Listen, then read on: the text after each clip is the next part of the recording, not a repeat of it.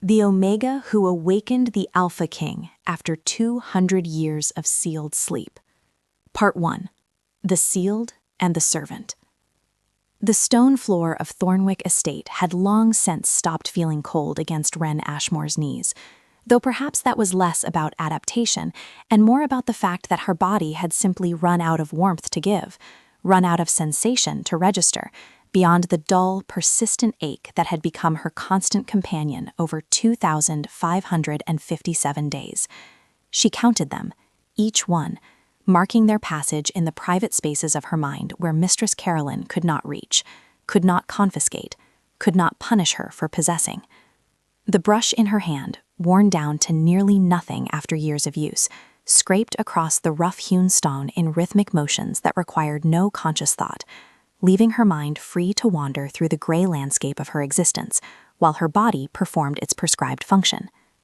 The dawn light crept through the narrow windows of the great hall with reluctant fingers, as if even the sun found this place unworthy of its full attention. And in that pale illumination, Wren could see the evidence of her labor, the stones marginally less filthy than they had been when she began, before the household stirred. Her hands, small and perpetually raw, bore the roadmap of her servitude in scars that cross-hatched her palms and knuckles, some old and silvered, others fresh enough to weep clear fluid that mixed with the dirty water in her bucket. She had stopped noticing the pain somewhere around day 400, or perhaps it was day 600, the numbers blurred together in the endless repetition of her captivity, each day identical to the last in its catalogue of small cruelties and smaller mercies. 7 years. She had been 15 when the men in Greymere colors came to her family's farm, 15 when she watched the flames consume everything she had known, 15 when her memory simply stopped, severed clean as if by a blade that cut through consciousness itself. Her last clear recollection before the nothing was her mother's face, twisted in fear and something else, something that might have been desperate hope or terrible resignation, her mouth forming words that Wren could no longer hear across the chasm of her fractured memory. Then darkness. Then waking here, in Thornwick, with a new name that felt wrong in her mouth and a past that existed only as an absence, a hole where her identity should have been. The other servants whispered about her, she knew, about her strange coloring that marked her as cursed or contaminated or simply other.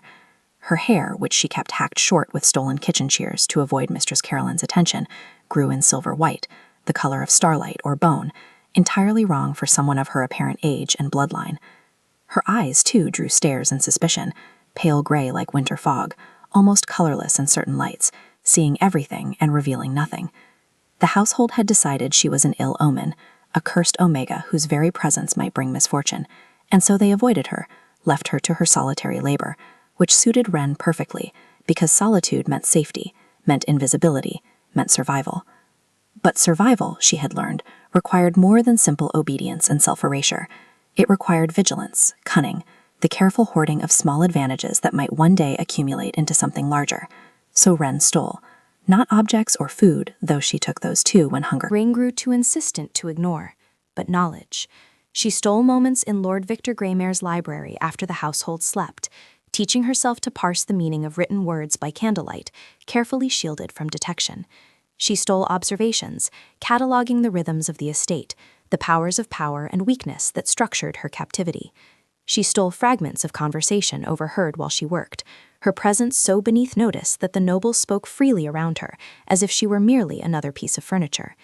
3 nights ago, while cleaning Lord Victor's private study, a task assigned to her specifically because Mistress Carolyn knew Wren was too cowed to touch anything of value, she had stolen something else entirely.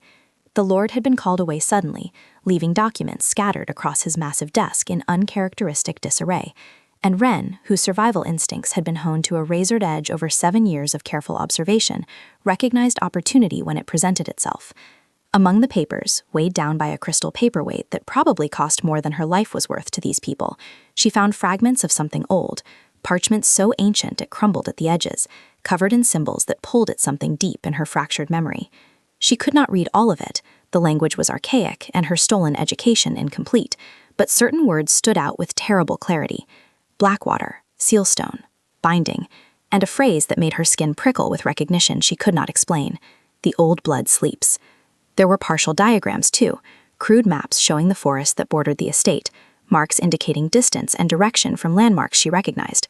Her mind, trained by necessity to perfect retention of anything that might prove useful, absorbed every detail in the span of heartbeats, before footsteps in the corridor sent her scrambling back to her cleaning, heart hammering against her ribs like a trapped bird.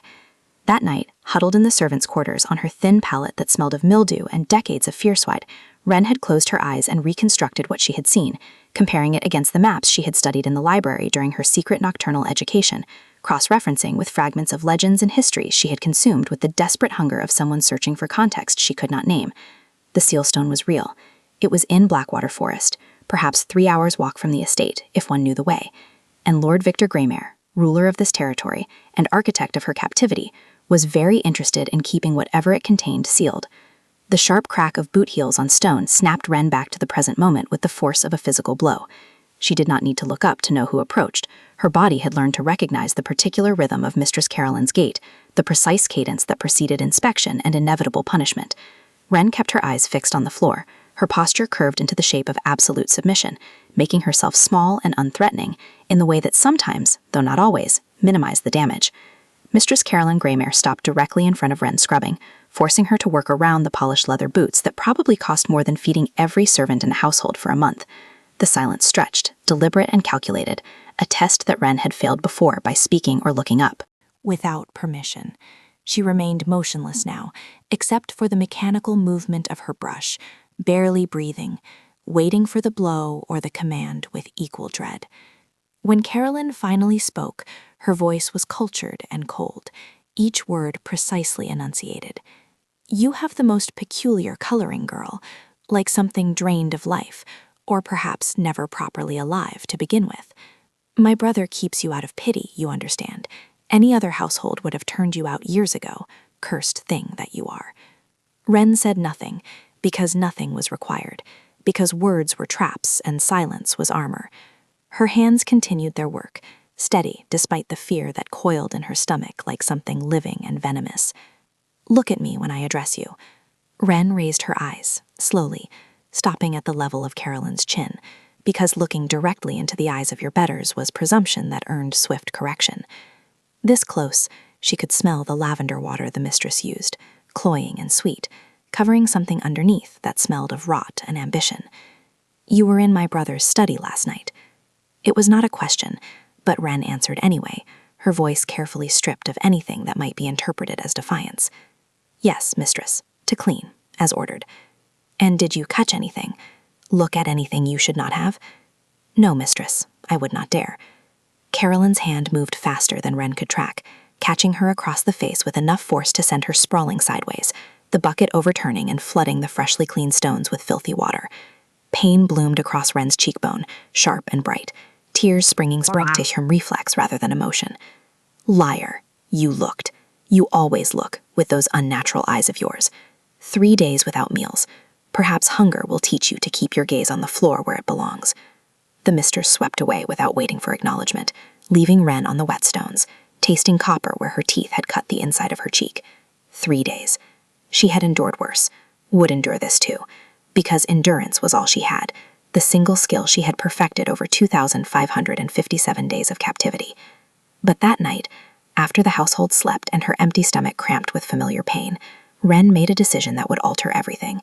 She would find the sealstone. She would discover what Lord Victor feared enough to guard so carefully, and perhaps in whatever lay hidden in Blackwater Forest, she would find the key to understanding why her past had been stolen, why she had been kept alive but hollowed out, why her very existence felt like a question waiting for an answer that remained always just beyond her reach. Part 2. The Breaking Seal. 3 days of enforced starvation had sharpened Wren's desperation into something crystalline and dangerous, a clarity of purpose that burned through the fog of fear that typically governed her decisions. On the third night, when her stomach had moved beyond pain into a hollow numbness that made her feel somehow separated from her physical form, she waited until the estate fell into its deepest sleep, that hours before dawn stillness when even the guards grew slack with boredom and cold. She took a cloak from the servant's storage, too large for her frame but thick enough to ward off the late autumn chill, and a half-loaf of bread she had hidden weeks ago against exactly this sort of emergency, stale now but still edible, if soaked in water from the forest streams she knew she would encounter. The kitchen door, old and poorly maintained despite the wealth of the household, opened with only the softest creak, a sound she had learned to minimize through months of secret departures to the library.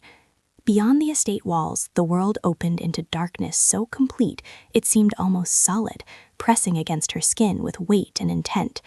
Wren had never ventured beyond the immediate grounds after nightfall, and for a long moment she stood paralyzed at the threshold, her body's learned submission warring with the driving need that had brought her this far.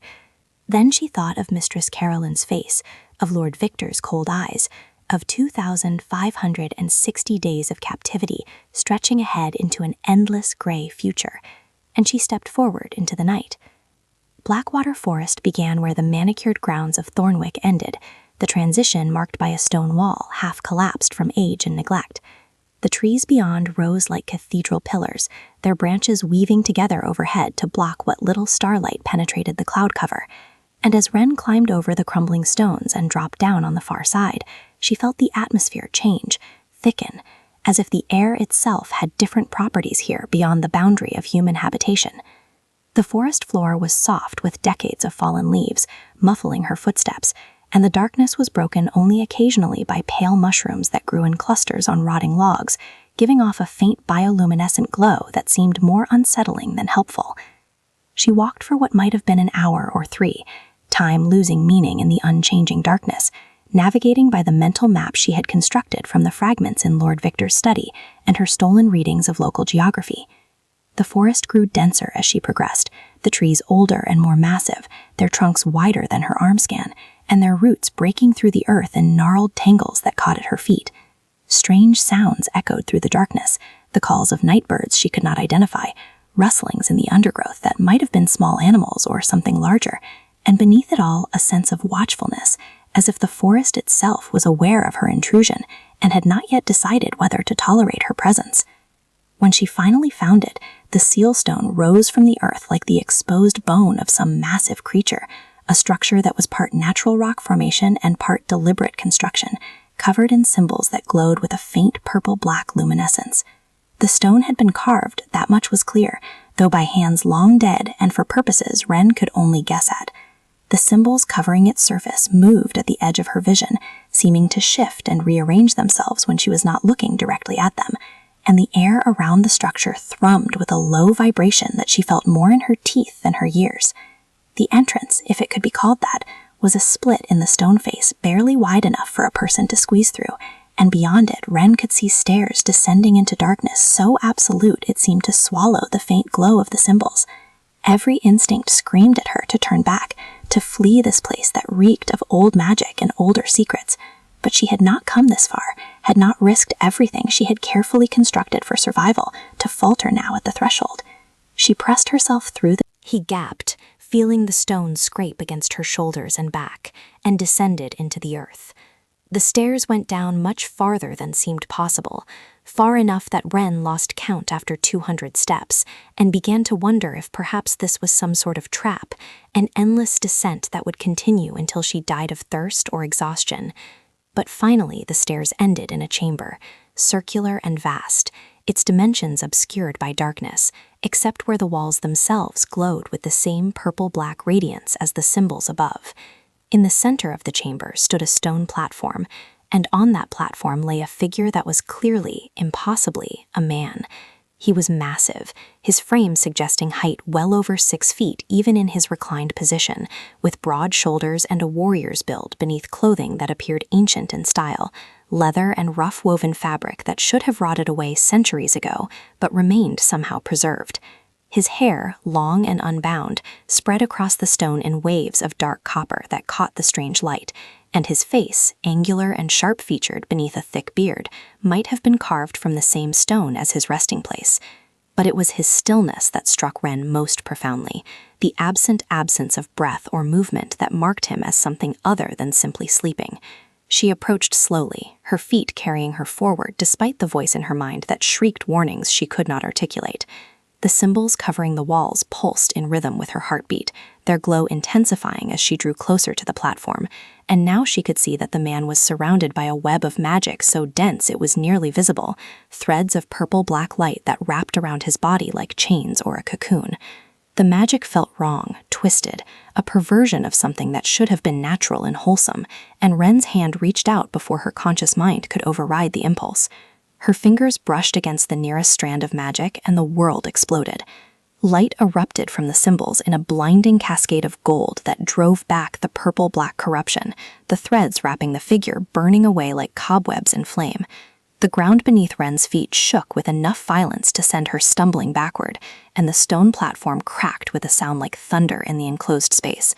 The magic that had filled the chamber turned wild, whipping around in currents she could feel pulling at her clothes and hair, and through it all she heard a sound that started low and built rapidly into a roar that seemed to come from the earth itself. The figure on the platform moved. He rose in a single fluid motion that should have been impossible for someone who appeared to have been lying motionless for longer than Ren had been alive, his body coiling upward with a predator's grace. His eyes opened, and they were amber. No, gold. No, something beyond either of those descriptions, a color that seemed to contain light rather than reflect it, and they fixed on Ren with an intensity that drove the air from her lungs. His face contorted, features shifting beneath the skin in a way that suggested something animal struggling to break free, and when he opened his mouth, the sound that emerged was not quite human, a roar that resonated in Ren's bones and sent primal terror flooding through her nervous system. He took a step toward her, and his form flickered, human and not human simultaneously, claws extending from his fingers and retracting. Racting in rapid succession, his teeth elongating into fangs before receding. His body radiated heat and power, distorting the air around him like summer shimmer on stone, and Ren knew with absolute certainty that she was about to die, that she had awakened something that should have remained sealed, that her curiosity and desperation had doomed her to be torn apart in this forgotten chamber beneath the earth. But then their eyes met fully, and everything stopped. The sensation hit Ren like a physical blow, a current of electricity that started where their gazes connected and raced through her body in branching paths that followed her nerves and veins. Her skin erupted in sensations she had no names for, burning cold and freezing heat simultaneously, and somewhere deep inside her chest, something that had been sleeping, something she had never known existed, suddenly stirred and opened eyes of its own. She gasped, her hand flying to her heart as if she could physically hold together the pieces of herself that felt like they were fragmenting and reforming in the same moment. The man, the creature, whatever he was, had frozen completely, his partial transformation suspended in a tableau of shock. His golden eyes were wide, the rage and confusion that had filled them moments before replaced by something that looked almost like recognition, though how he could recognize her when she had never seen him before in her life made no sense. He raised one hand, still tipped with claws, and pressed it to his own chest in a mirror of her gesture, his mouth opening and closing without sound.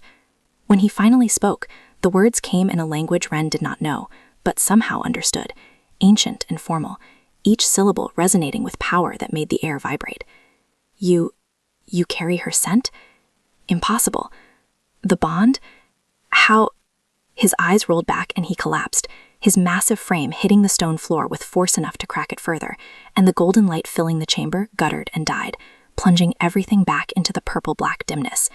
Ren stood frozen, her heart hammering so hard she thought it might tear itself free from her chest, staring at the unconscious figure before her and trying to process what had just occurred, what she had felt, what impossible thing had just snapped into place between them like a lock finally finding its key. Part 3. The King Who Forgot Himself. Ren discovered that she possessed strength she had never known existed when she managed to drag the unconscious man from the underground chamber, his weight something that should have been impossible for someone of her size and malnourished condition to move, yet her body responded with power that felt borrowed from somewhere outside herself. She found an abandoned gamekeeper's cottage perhaps half a mile from the sealstone, its roof partially collapsed but 3 walls still standing, and a stone hearth that suggested it had once provided shelter to whoever maintained the hunting grounds before Blackwater became forbidden territory. She pulled him inside, her muscles screaming protests that felt distant and unimportant, and collapsed beside him on the dirt floor, gulping air and trying to understand what force had allowed her to accomplish something physically impossible. He remained unconscious through what remained of the night and into the gray dawn that filtered through gaps in the damaged roof. Ren used the time to study him in the growing light, noting details she had missed in the chaos of his awakening. Kenning. His clothing, though preserved by whatever magic had kept him in stasis, was styled in a manner she recognized from the oldest books in Lord Victor's library, predating the current era by what might be centuries.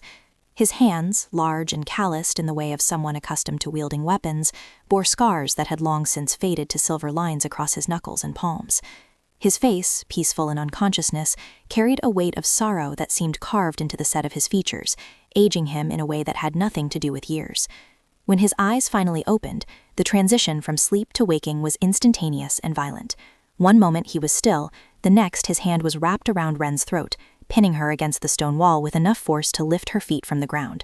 His eyes blazed that impossible gold, his face contorted with rage and confusion, and words poured from his mouth in the same ancient language he had spoken before, harsh and demanding. Ren's hands clawed at his wrist uselessly, her vision already starting to gray at the edges from lack of air, and some detached part of her mind observed that surviving 7 years of captivity, only to die at the hands of whatever she had unleashed, seemed like a particularly bitter irony. Then something shifted in his expression, recognition or perhaps memory breaking through the violence, and his grip loosened fractionally. He spoke again, the words still ancient, but his tone shifting from rage to question, and this time when Ren's mind translated them she heard, "Who are you? What year is this? Where is my pack?" She could not answer with his hand still compressing her throat, could only make a choked sound that might have been an attempt at speech, and after a moment he released her entirely, stepping back as if she had burned him. Ren slid down the wall, gasping and coughing, one hand massaging her throat while the other remained braced against the stone to keep herself upright. When she could finally speak, her voice emerged rough and damaged. "I don't know who you are. I found you in the sealstone. Today is the 20th day of the 10th month. I don't know what pack you mean." He stared at her as if she had spoken gibberish, then asked in a voice that had gone dangerously quiet, "What year?" Ren told him and watched his face drain of what little color it held. He spoke a single word in his ancient tongue, something that sounded like a curse or a prayer, then switched to the modern language with an accent that marked him as someone who had learned it as a secondary tongue long ago. 200 years? They kept me sealed for 200 years? The rage that had driven him to violence moments before transformed into something else, something that looked like grief so profound it had no bottom, and he turned away from her to press both palms against the far wall, his shoulders heaving with breaths that sounded like they were being torn from his chest. Ren remained where she was, knowing instinctively that approaching him now would be dangerous, that whatever was happening inside him needed to run its course without interference. When he finally spoke again, his voice was barely above a whisper. "My mate, my pack, my kingdom, all gone. Everyone I knew, dead for generations, and I slept through it, trapped in darkness while the world forgot I existed. Who are you?" Ren asked, though part of her had already begun to suspect, had been piecing together the clues from her stolen reading and the evidence before her. He turned back to face her, and now she could see him truly, see past the confusion and rage to the core of who he was, the weight of authority that sat on him like a visible mantle despite his disorientation. "I am Fenrin Stormclaw, Alpha King of the Northern Territories, or at least I was before my own council betrayed me and sealed me like a criminal while my mate's blood was still fresh on the stones of my hall." The names struck something in Ren's memory, fragments of legends she had read in the darkest hours of night, stories about the last of the old blood alphas who had vanished during a civil war so long ago it had passed from history into myth. The Stormclaw line, rulers of a kingdom that had fractured and reformed into the current system of territorial lords, each claiming legitimacy through descent from one faction or another of the original conflict. Lord Victor Greymare, she realized with a cold clarity that settled into her bones, ruled territory that had once belonged to this man, and his family's power had been built on the foundation of Fenrin's sealed sleep. "The Greymares," she said slowly, watching his reaction. "They're the ruling family now. Lord Victor Greymare controls these lands from Thornwick Estate." Fenrin's expression went carefully blank, in the way of someone receiving information that confirmed their worst suspicions. "Greymare, that was the name of my council's chief advisor, the one who spoke of peace while sharpening knives in the shadows. His descendant rules my kingdom now? Not a kingdom anymore, just territories. There are multiple lords, each controlling their own lands, all nominally independent but connected through trade and marriage alliances.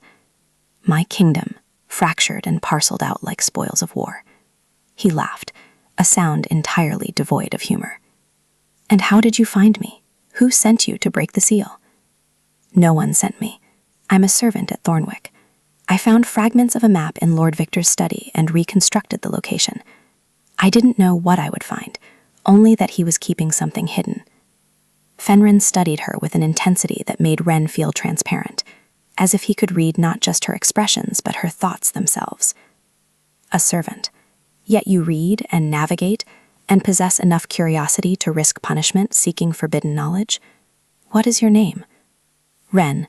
She hesitated, then added, Ren Ashmore, though I only remembered the second part recently. My memory was damaged 7 years ago. Something flickered in his eyes at the surname. Recognition or perhaps simply interest. But before he could pursue it, his attention shifted, his head tilting as if listening to something then could not hear. His nostrils flared and his expression tightened, and when he looked back at her, his eyes had begun to glow with that unnatural golden light. You're injured, malnourished, covered in scars both old and new. His voice had gone low and rough, and Ren could hear something underneath it, something that growled with barely contained violence. Who hurt you? That doesn't matter. We have more important concerns.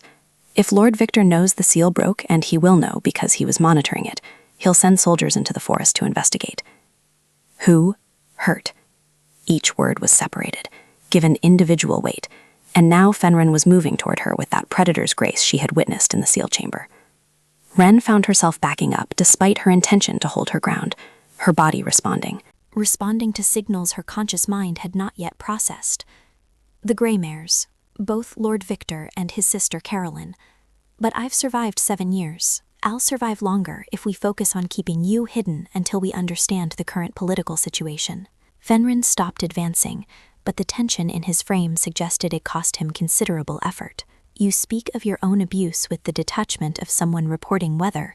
You have been trained to accept suffering as normal. I've been trained to survive. There's a difference. Not as much as you might think. He turned away again, this time moving to the empty hearth, where he crouched and began arranging kindling with hands that trembled slightly, either from emotion or the after effects of his long sleep. You broke the seal.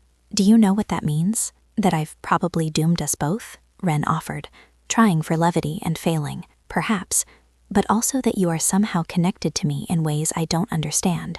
The seal required specific conditions to break, conditions that involved blood and intention and timing. You should not have been able to shatter it with a touch, yet you did. And when our eyes met, he trailed off, his hands stilling in their work. I felt it too, Ren admitted quietly, like something inside me recognized you, even though we've never met. The mate bond, Fenrin said, his voice carrying a weight of pain that made Ren's chest ache in sympathy. But that's impossible. I had a mate. She died. Wolves bond once in their lives. We don't get second chances.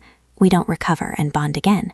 Yet what I felt when I looked at you was unmistakable. The silence that followed was heavy with implications. Neither of them seemed ready to examine. Finally, Ren spoke, her practical nature asserting itself over the emotional complexity of the moment. We need supplies. Food, clean water, information about what Victor is planning. I have allies at the estate, or at least people who won't immediately report my presence. If I go back carefully, I might be able to gather what we need. You are not returning to that place. Fenrin's tone brooked no argument, alpha command resonating in every syllable. I'm not asking permission. You've been asleep for 2 centuries. You don't know the current world, the politics, the players.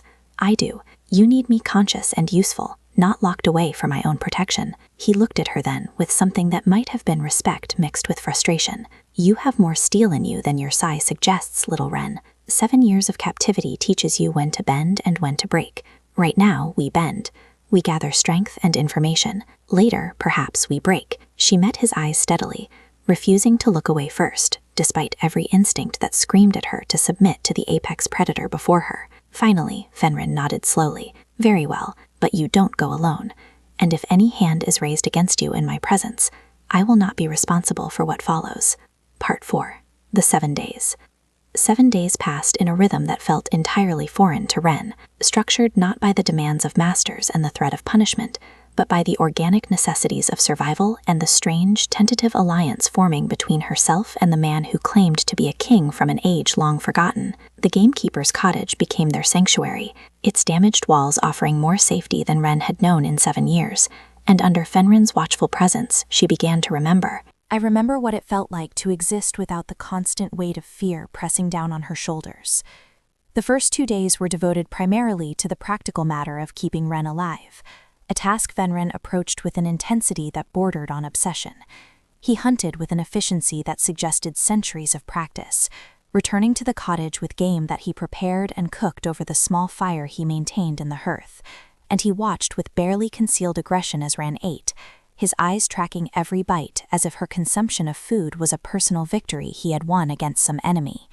She tried to explain that her stomach, shrunken from years of insufficient feeding, could not accommodate the portions he insisted on providing, but he remained unmoved, his jaw set in stubborn determination. "You weigh less than my sword," he said on the second evening, his tone carrying disapproval that felt somehow protective rather than critical. "Your bones are visible beneath your skin. If you were part of my pack, those responsible for this neglect would already be dead." Ren, who had grown accustomed to her own malnourishment through the slow process of adaptation, found his concern both touching and uncomfortable. "I've survived this long. A few more pounds won't make a dramatic difference." "They will make the difference between surviving and living. There is a distinction you seem determined to ignore."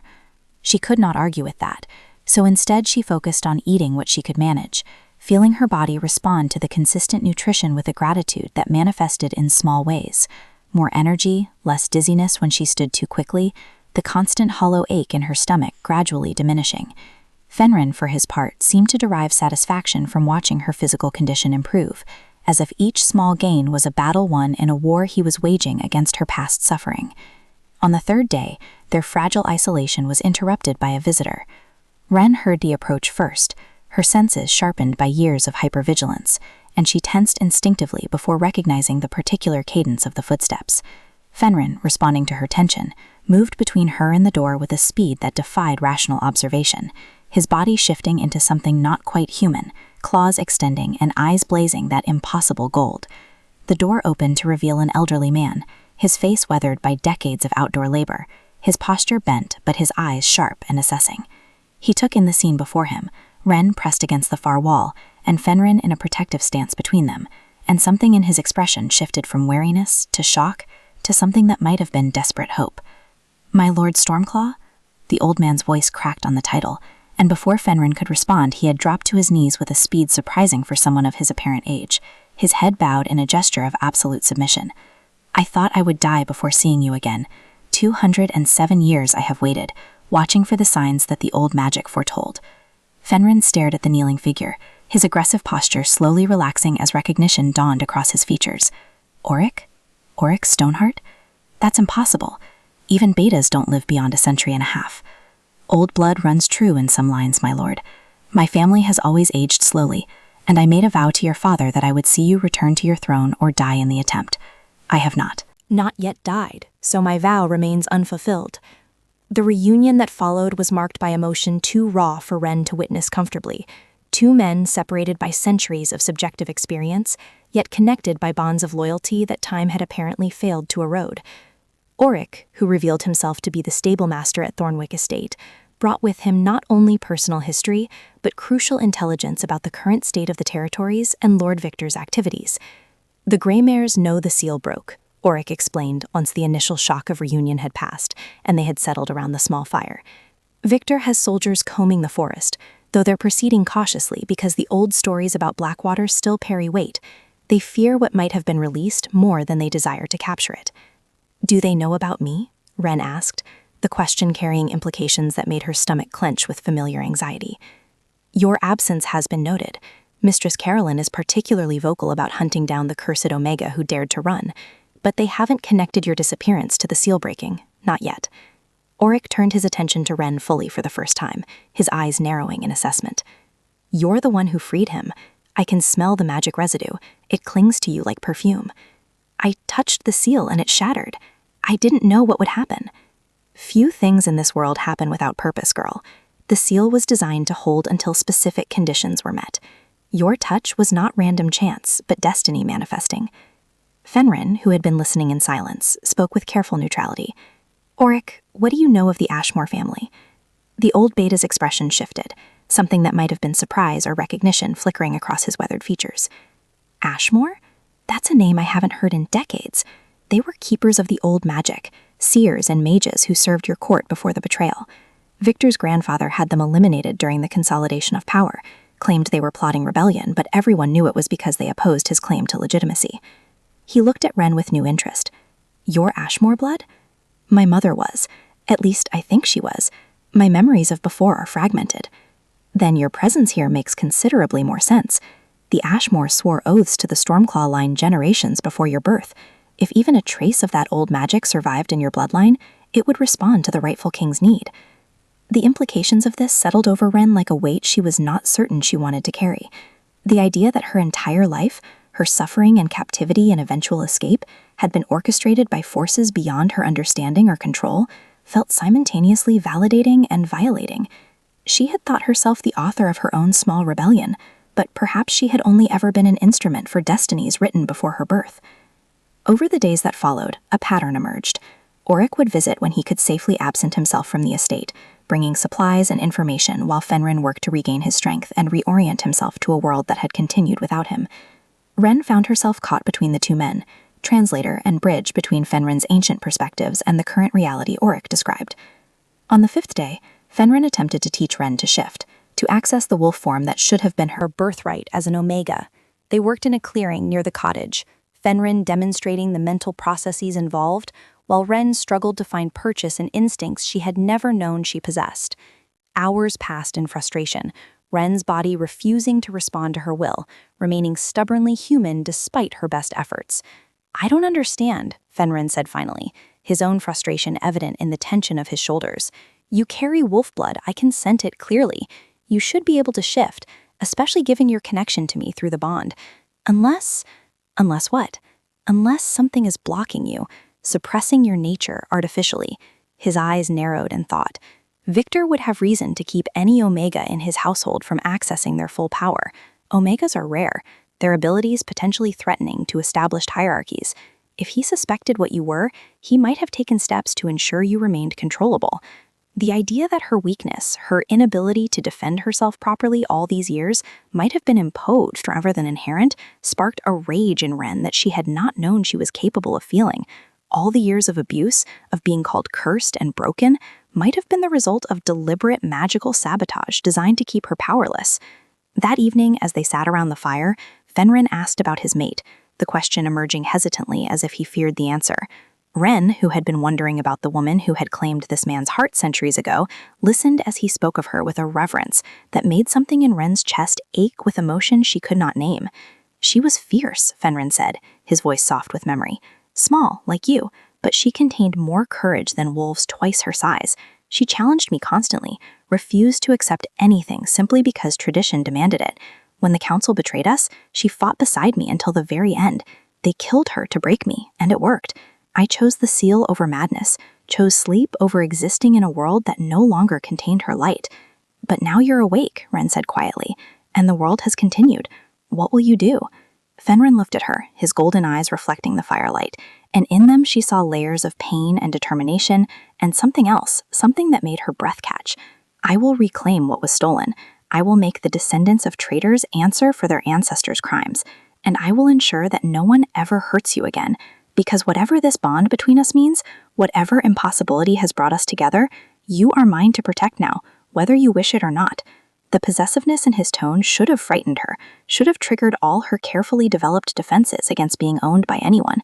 Instead, Wren found it strangely comforting, the certainty in his voice suggesting a kind of safety she had long since stopped believing existed in the world.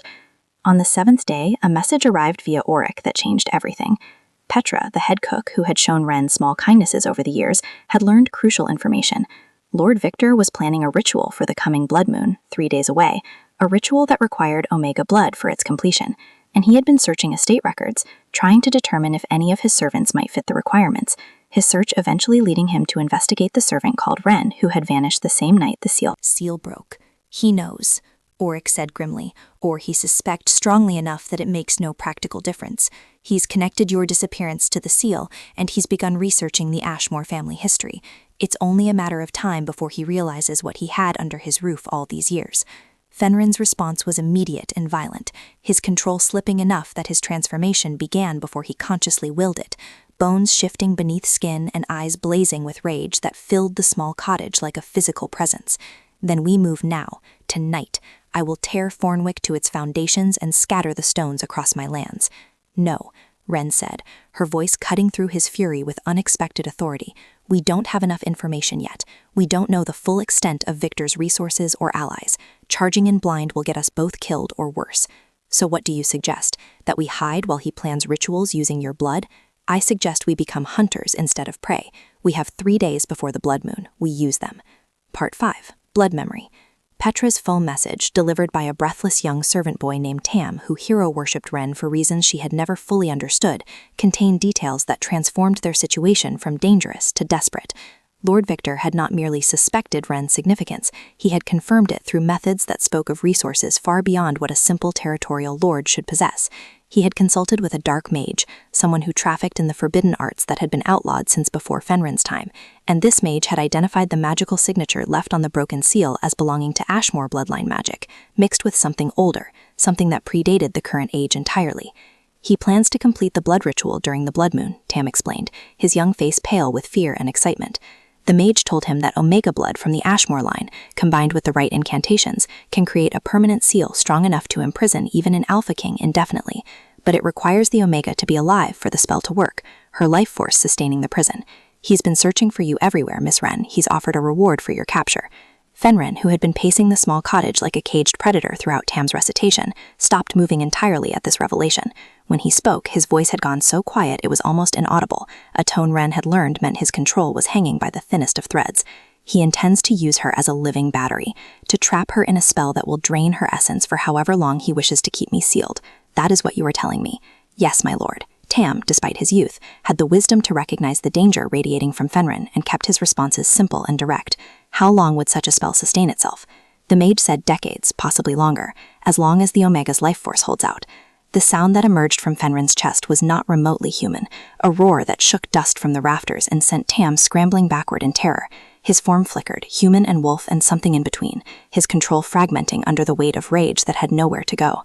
Wren found herself moving without conscious thought, placing herself between Fenrin and the terrified boy, one hand raised in a gesture that was half plea and half command. "Stop. You're frightening." "Lightning, Tam, and we need him coherent to get the rest of the information." Fenrin's golden eyes fixed on her, and for a moment Wren thought he might not be able to pull himself back from whatever edge he was approaching. But then something in his expression shifted, recognition breaking through the fury, and he turned away sharply, pressing both palms against the far wall and breathing in great heaving gasps that gradually slowed to something approaching normal rhythm. Auric, who had arrived shortly after Tam, stepped forward with the careful movements of someone approaching a dangerous animal. "My lord, there is more." The boy brought documents, records that Petra managed to copy from Victor's study. The documents, spread across the cottage's single table, told a story that made Wren's already fragile sense of identity fracture further. Her family, the Ashmores, had not simply been court mages serving the Stormclaw line. They had been keepers of prophecy, seers who had predicted the betrayal and Fenrin's eventual return. Wren's mother, according to records dated 7 years prior, had been investigated by Victor's grandfather for sedition after she publicly proclaimed that the old king would wake and reclaim his throne within her daughter's lifetime. "They killed your family to silence the prophecy," Auric said quietly, his gnarled fingers tracing the faded ink. "Your mother knew what was coming. These notes suggest she performed a ritual before her death, something to hide your identity and suppress your power until the proper time. She made you invisible to magical detection, turned you into someone who could survive unnoticed until you were needed." Wren stared at the documents, her mind struggling to process information that rewrote everything she had believed about her past. She knew I would find him. She planned for this. "She died protecting you and ensuring you could fulfill your purpose," Fenrin said, his voice rough but controlled once more. "She was a seer who saw her own death and chose to face it anyway, to give you a chance at surviving long enough to break the seal." The weight of that sacrifice, the calculated nature of her mother's final actions, hit Wren with physical force. All these years she had thought herself abandoned, cursed, forgotten by whatever family she might have once possessed. But her mother had not abandoned her. She had hidden her, had given her the tools to survive through suppression and concealment, had bet everything on a prophecy that her daughter would one day free the sleeping king. "I want to remember," Wren said suddenly, the need overwhelming her caution. "If my mother suppressed my memories to protect me, there must be a way to bring them back now that the seal is broken. I need to know what she knew, what she saw in her visions." Auric and Fenrin exchanged glances weighted with concerns Ren could not fully interpret. Finally, the old beta spoke carefully. Memory restoration after magical suppression is dangerous and painful. There is no guarantee your mind will survive the process intact. The memories were locked away for good reason. The reason no longer applies. Victor knows who I am. The seal is broken. Whatever protection my mother's spell provided is gone. All that remains is a gap in my past that might contain information we need. Ren met Fenrin's eyes steadily. I'm not asking permission. I'm asking for help. What followed was a ritual that Ren would later struggle to describe in coherent terms, a process that involved Auric speaking words in the old tongue, while Fenrin maintained physical contact with her, his hand pressed over her heart to anchor her through what was coming. They used a medallion that Auric had kept for over 2 centuries, a piece of Ashmore family jewelry that had belonged to Ren's grandmother, and when Ren's fingers closed around the warm metal, the world shattered. Memory returned not as a gentle flow, but as a flood that threatened to drown her. She was 15 again, hiding in the cellar while men in gray mare colors searched the farmhouse above. Her mother's face, younger than Ren remembered, leaning close to whisper urgent instructions. You are the key, my darling. When the time comes, you will know what to do. The magic in your blood will call to his, and together you will wake the kingdom from its long sleep. But until that day, you must hide. You must become invisible, unremarkable, beneath notice. This will hurt, and you will forget, but you will survive. Survive, Ren. Survive until you can fly. Then the spell, her mother's hands glowing with silver light as she pressed them to Ren's temples, the sensation of parts of herself being carefully locked away behind walls of magic that felt both protective and imprisoning. The sound of boots on the stairs, her mother standing, placing herself between Ren and the door, speaking with a calm that belied the terror in her eyes. My daughter is not here. You will not find her. Run, Ren. Run now. But there had been no escape. The soldiers had found her, despite the spell, had dragged her from the cellar while her mother fought with the desperate strength of the doomed. Ren had watched her father fall, a sword through his chest, had watched her mother's final stand end with hands wrapped around her throat, had felt the suppression spell activate fully as trauma pushed her consciousness into darkness, protecting her mind by erasing everything that came before. She had not run. She had been captured, broken, made into a servant, because the suppression spell had worked too well, hiding not magical nature but her very identity, turning her into someone so unremarkable that even Victor himself had not recognized what he possessed. Present Ren gasped back to consciousness with tears streaming down her face, and Fenrin's arms around her, holding her together while her mind tried to accommodate 7 years of missing context suddenly restored. She could feel him, his presence in her awareness more solid than it had been before, the bond between them no longer mysterious, but recognized for what it was, her mother's final gift woven into the suppression spell. When the seal broke and her magic awakened, it had reached out instinctively for its destined anchor, completing a connection her mother had prepared before her own death. I remember, Ren managed through tears that would not stop. I remember everything. My mother, she saw this, all of this. She knew I would find you, knew the gray mares would keep me close because they collect omegas like possessions. She turned me into bait that would wait patiently in the enemy's house until the prophecy demanded I act. She was brilliant and ruthless, and I wish I could thank her, Fenrin said quietly, his hand stroking her hair with a gentleness that contrasted sharply with the violence she knew he was capable of. But she also condemned you to 7 years of suffering. I'm not certain I can forgive that, even knowing her reasons. She did what was necessary, just as we'll do what's necessary now. Ren pulled back enough to meet his eyes, her own still wet but her voice steady. Victor is setting a trap for us, but he doesn't know that we know. We have 3 days to prepare, 3 days to turn his ritual into his undoing. The planning that followed was interrupted by the sound of horns in the distance, the hunting calls of soldiers combing the forest with renewed purpose. Tam, peering through gaps in the walls, reported movement at the forest edge, torches and armed men forming a perimeter that was slowly tightening. They're smoking us out, Auric observed grimly. Someone must have tracked the boy here or noticed the smoke from our fire. We're surrounded. Fenrin moved to the door, his body already beginning to shift in preparation for battle, but Ren caught his arm. Wait, if you fight now, you reveal yourself fully. Victor will have time to prepare his defenses, to call in whatever allies he's cultivated. We need him confident, believing he has the upper hand. What are you suggesting? That you let them take me. Part 6, The Iron Tower. The plan, such as it was, relied on Victor's arrogance and Fenrin's ability to restrain instincts that had been honed over centuries to protect what was his. Ren would allow herself to be captured, would let Victor believe his trap had succeeded, while Fenrin used the time to gather the scattered descendants of his old guard and prepare for an assault that would end the Greymare line's illegitimate rule permanently. It was a strategy born of desperation and necessity, and every part of Fenrin's being screamed against it, his wolf clawing at his control with a ferocity that made his bones ache from the effort of containing it. 3 days, Ren repeated, her small hands framing his face to force him to meet her eyes. Victor won't risk the ritual before the blood moon. He needs the celestial alignment to make the binding permanent. That gives you 3 days to organize and attack. I can survive 3 days. You've survived 7 years of their cruelty.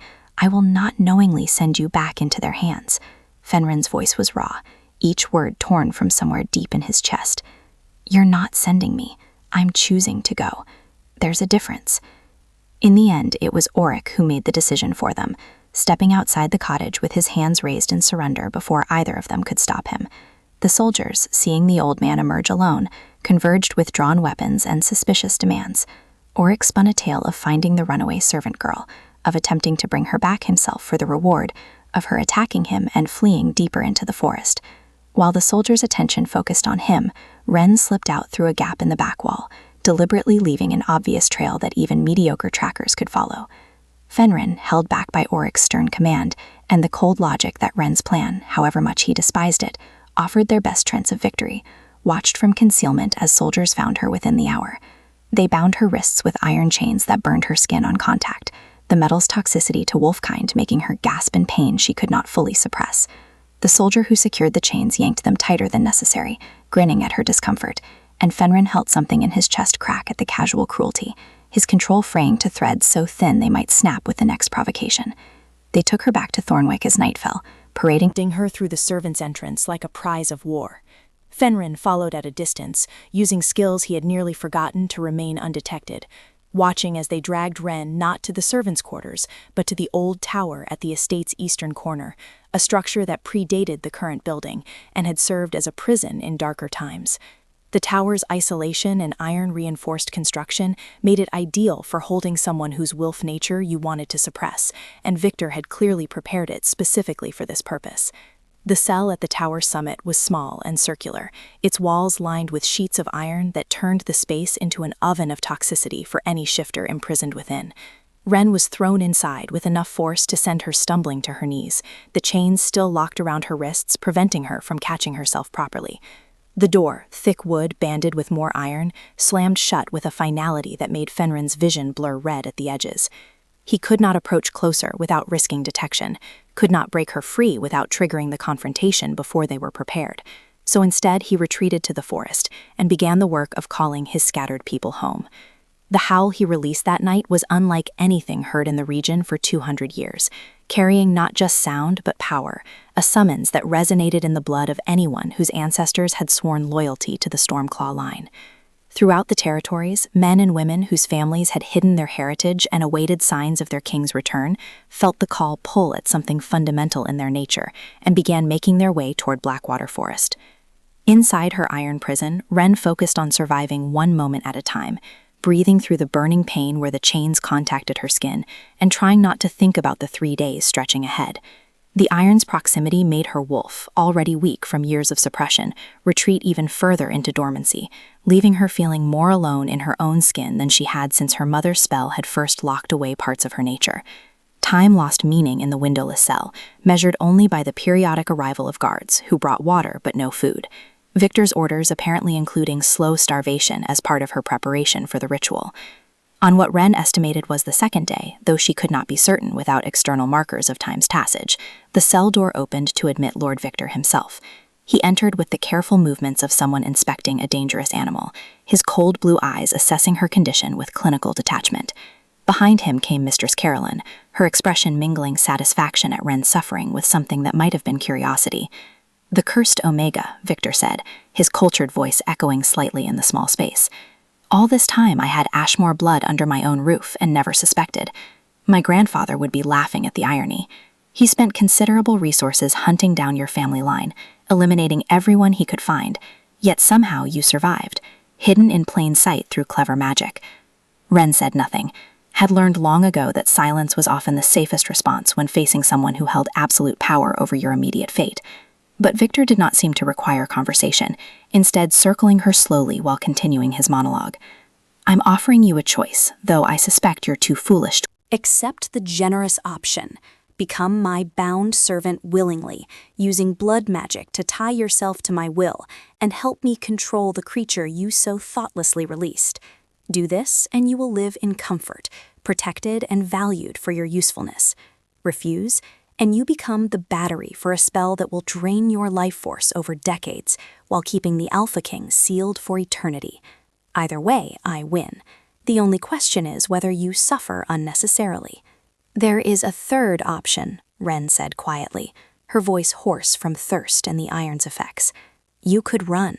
Take whatever wealth you can carry and disappear before he comes for you, because he will come, and when he does, there will be no negotiation. Victor's hand moved with the same speed Carolyn had demonstrated during Ren's years of servitude, catching her across the face hard enough to split her lip. You forget your place, girl.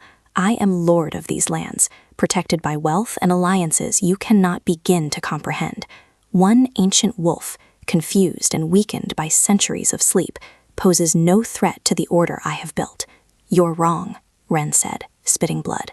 About all of it, but you'll understand soon enough.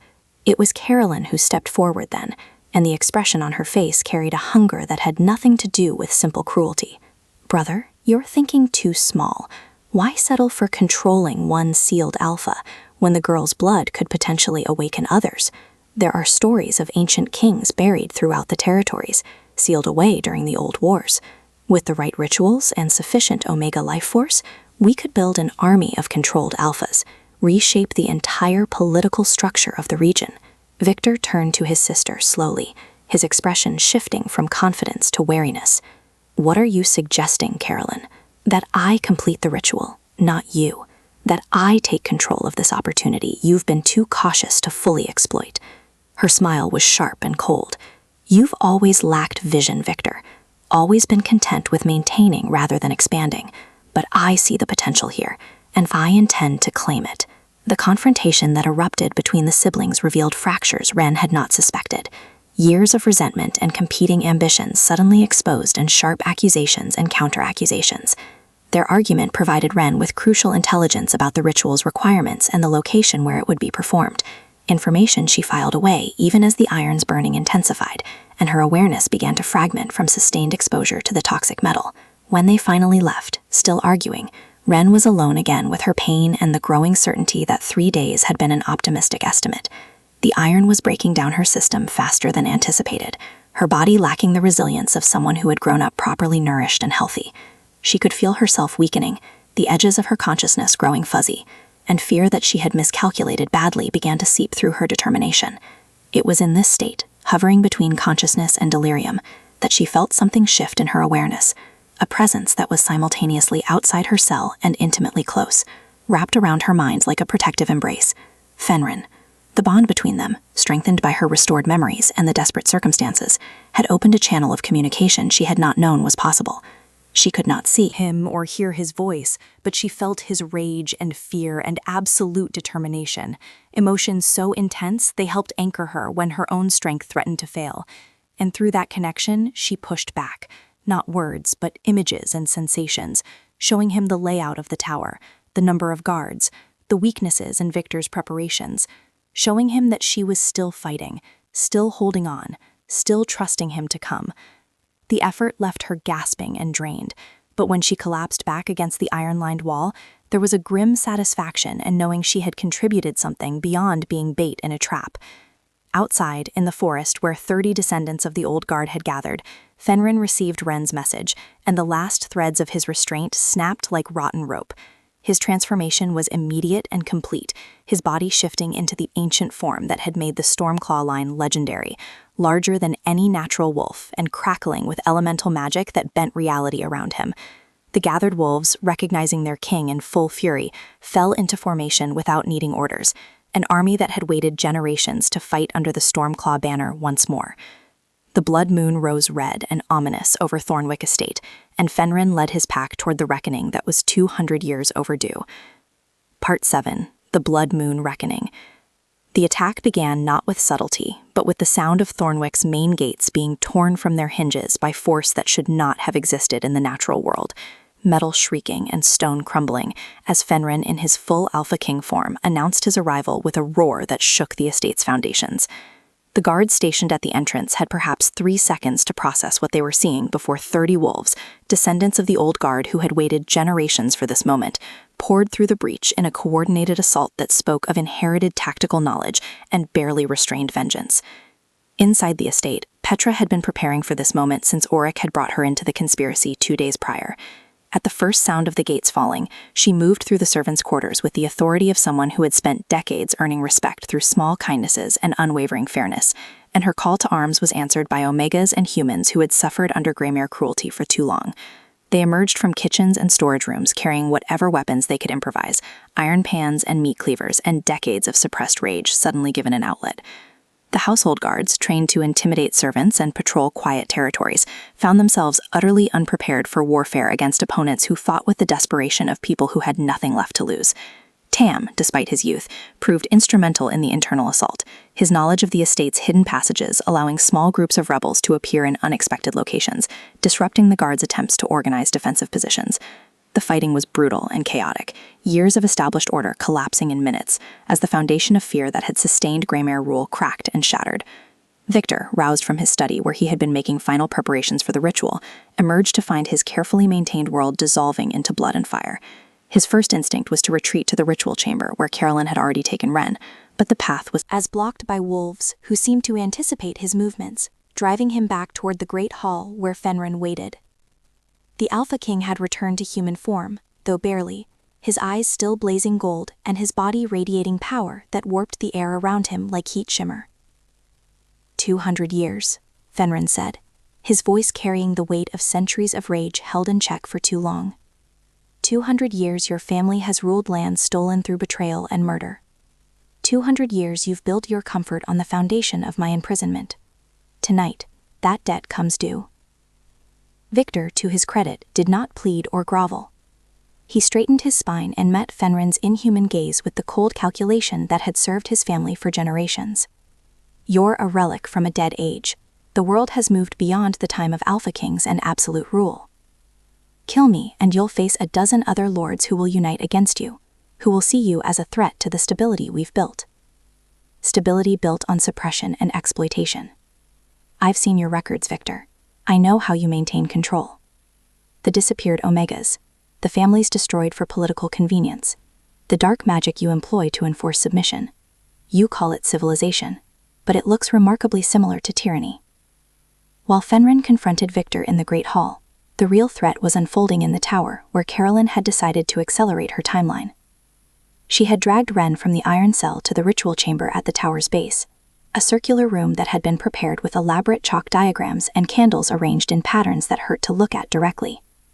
Ren, weakened by days of iron exposure and minimal sustenance, could barely stand as Carolyn secured her to an altar stone at the diagram's center. My brother lacks vision, Carolyn explained as she worked, her hands steady despite the sounds of battle echoing through the estate. He would have used you to maintain the status quo, to keep the sleeping king sealed and preserve his little territory. But I understand that true power comes from controlling forces greater than yourself, from becoming the master of legends. She produced a blade that gleamed with dark enchantments, pressing its edge to Ren's forearm and drawing a line of blood that flowed into channels carved into the altar stone. The pain was sharp but secondary to the growing sense of violation, as Ren felt the ritual beginning to take hold, foreign magic attempting to latch onto her life force and drain it for purposes that would leave her a living husk. But Ren had not survived 7 years of captivity by being passive, and her mother's training, locked away in restored memories, included knowledge of how magic worked and where its vulnerabilities lay. She began to speak in the old tongue, words that came from somewhere deeper than conscious thought, and the ritual structure shuddered as she introduced contradictions in Carolyn's carefully constructed spellwork. "What are you doing?" Carolyn demanded, her confidence fracturing as the chalk lines began to glow with bold light instead of the sickly purple-black she had intended. "Stop that. You can't alter a ritual once it's begun. You'll kill us both." "Then we die together," Ren said, her voice stronger than it had been in days, power flowing through her from a source she was only beginning to understand. But I won't let you use my blood to enslave anyone. Not him, not the other sealed kings you dream of controlling. If this ritual completes, it will reveal truth instead of binding it. Every crime you and your brother have committed, every life you've destroyed, will be laid bare for all to see.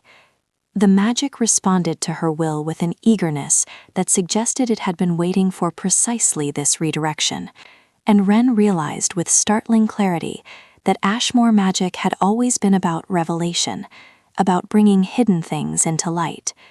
Her mother had seen this moment, had prepared Ren not just to break Fenrin's seal, but to shatter all the lies and corruptions that had accumulated in the 200 years since his imprisonment. The tower door exploded inward with force that sent splinters of wood flying like projectiles, and Fenrin entered in a state that was neither fully human nor fully wolf, his form flickering between states, as his control shattered completely at the sight of Ren bleeding on the altar. The sound that emerged from his throat was primal and terrible, and Carolyn's brave facade crumbled as she recognized she was facing something far beyond her ability to manipulate or control. She tried to run, but Fenrin moved with speed that defied tracking, catching her by the throat and lifting her from the ground with one clawed hand. For a moment it seemed he would crush her windpipe without hesitation, but Ren's voice, weak but insistent, cut through his rage. Don't. Let the truth be her punishment. Let everyone see what she is. The ritual, redirected by Ren's blood and amplified by Fenrin's proximity, reached its culmination not as a binding, but as a revelation. Light exploded outward from the tower, golden and inexorable, carrying with it images and sensations that burned themselves into the minds of everyone within the estate's boundaries. 200 years of Greymere crimes played out in rapid succession. The betrayal of Fenrin and murder of his mate, the systematic elimination of the Ashmore family, the disappeared Omegas whose blood had been used in dark rituals, the political murders disguised as accidents, the decades of exploitation and abuse that had funded the family's rise to power. The effect was devastating and immediate. Guards who had fought for the Greymares threw down their weapons in horror, unable to reconcile their service with the truth now burning in their minds. Servants who had believed themselves alone in their suffering saw their experiences validated and multiplied across generations. And throughout the surrounding territories, other lords who had built their power on similar foundations felt the revelation like a physical blow, knowing their own secrets might be next to face such exposure. In the Great Hall, Victor felt his carefully constructed legitimacy crumble as everyone present suddenly knew, with certainty that could not be denied or rationalized away, exactly what his family had done to achieve and maintain power. He reached for a weapon, some desperate attempt to salvage the situation through violence, but Fenrin was already there, moving with the terrible efficiency of someone who had spent centuries as a warrior before his imprisonment. The fight, if it could be called that, lasted seconds.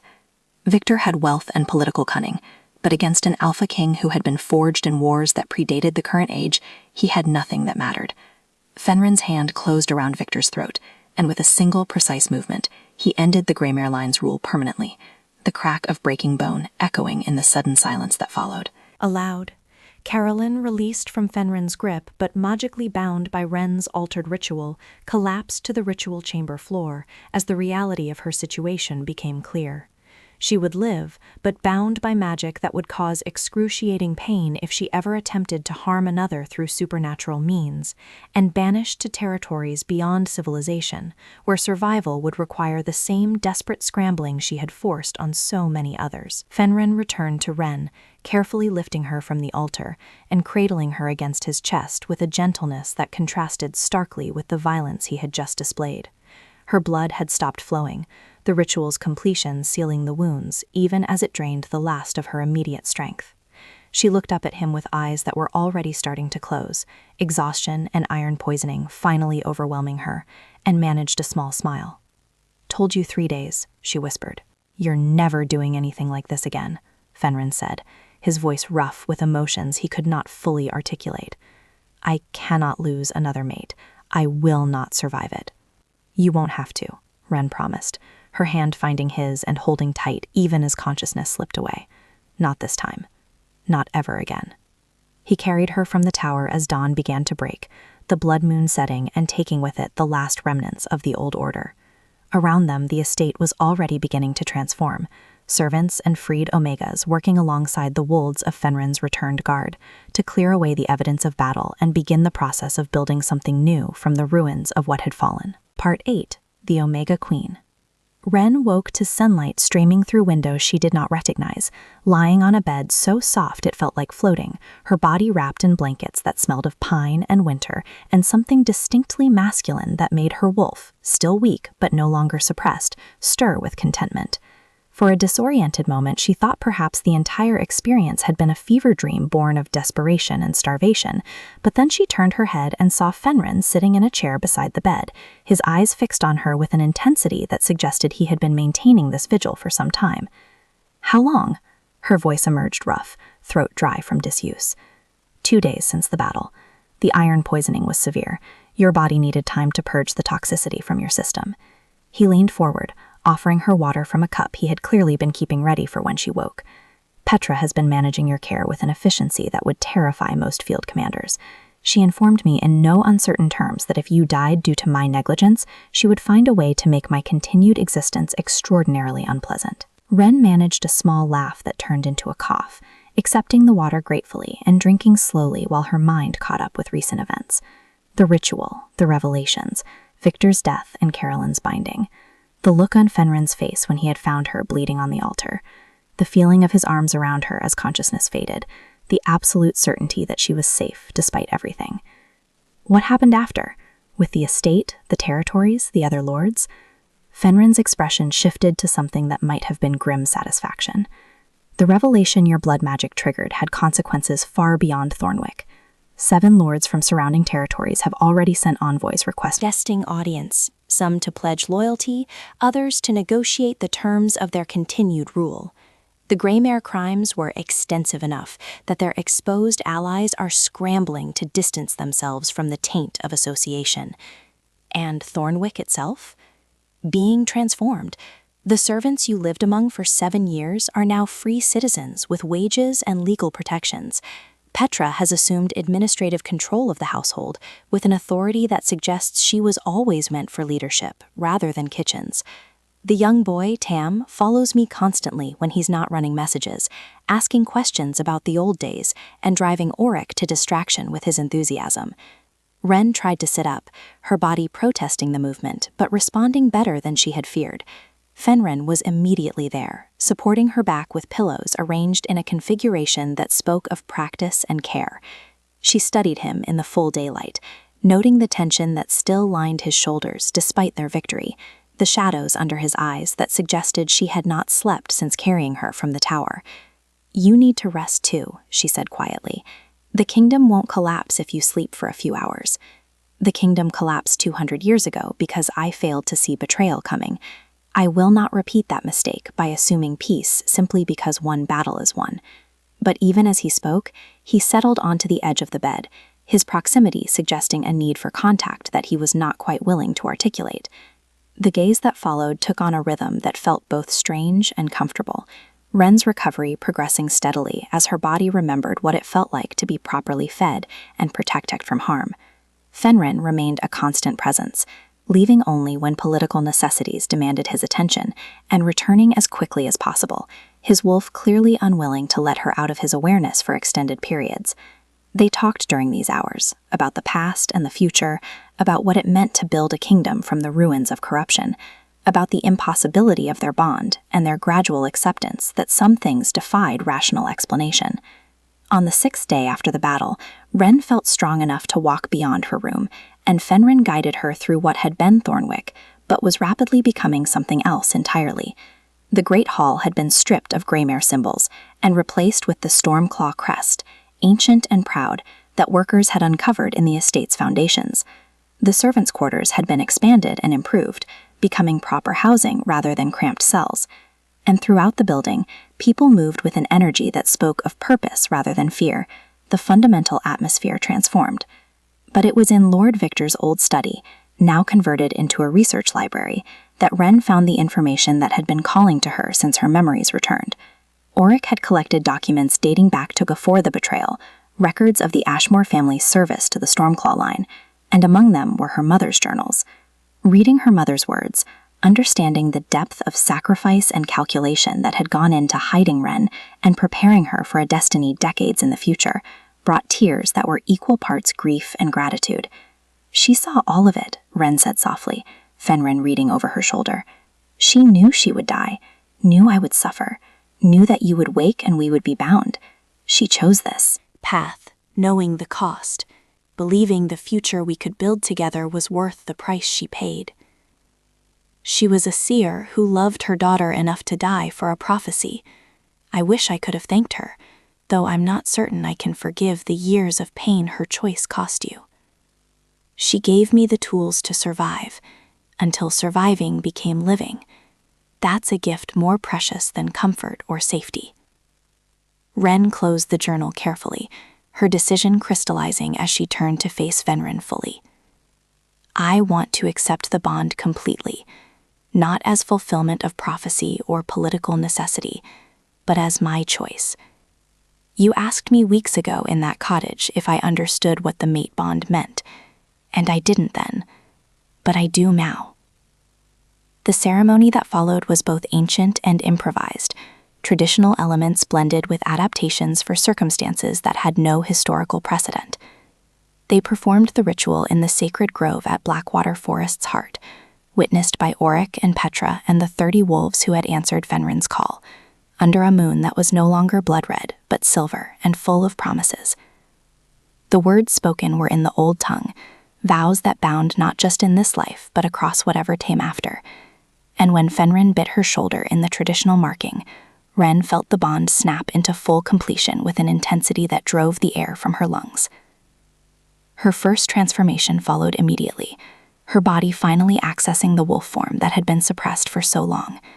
She was small compared to the warriors surrounding them, silver-white and delicate, but when she ran through the forest with Fenrin beside her, his massive copper-dark form easily keeping pace with her lighter build, Wren felt a freedom she had not known was possible.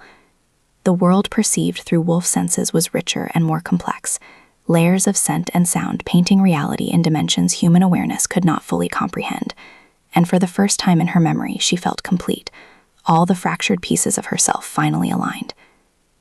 The political coronation came a week later, a more formal affair attended by representatives from territories throughout the region.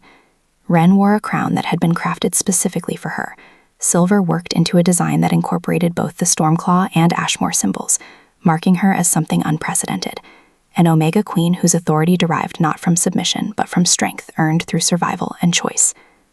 Her speech, carefully prepared with input from Petra and Auric, spoke of protection for the powerless and consequences for those who exploited vulnerability, promises that she intended to enforce with every resource now at her disposal. Standing before the assembled nobles and common folk, Wren found herself thinking about the girl who had scrubbed floors in this very hall, counting days of captivity and believing freedom was a fantasy too dangerous to hope for. That girl still existed inside her, carried in the scars on her hands and the memories of hunger and fear, but she was no longer defined solely by suffering. She had become someone who had broken seals and altered rituals, who had survived iron poisoning and changed the course of history, who had chosen love when destiny offered it rather than accepting it as an obligation. After the ceremony, when the formal celebrations had died down and they finally had privacy, Fenrin brought Wren to the tower where she had been imprisoned. It had been cleaned and partially renovated, the iron removed, and the ritual chamber converted into something else, but the memories remained heavy in the space. "Why here?" Wren asked, not quite able to suppress the instinctive tension the location triggered. "Because I need you to understand something," Fenrin said, taking her hands in his and meeting her eyes with an expression of utter seriousness. "I have lived for over 2 centuries. I have ruled kingdoms and fought wars and lost a mate I believed was irreplaceable.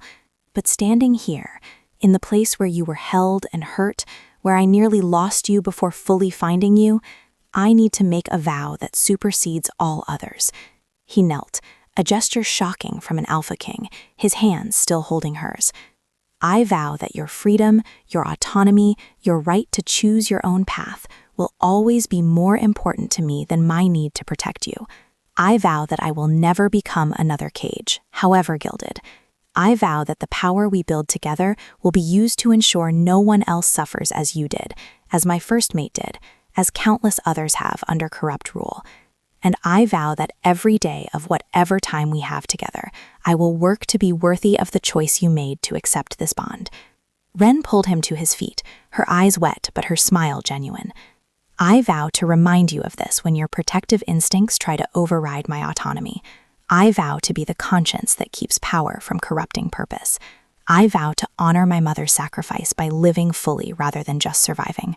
And I vow that when you have nightmares about your lost mate or your sealed centuries, I will be there to remind you that grief and joy can coexist, that honoring the past doesn't require refusing the future. They stood in that tower chamber, transformed from a place of imprisonment into a space of promises, and Ren felt the fundamental rightness of the moment settle into her bones.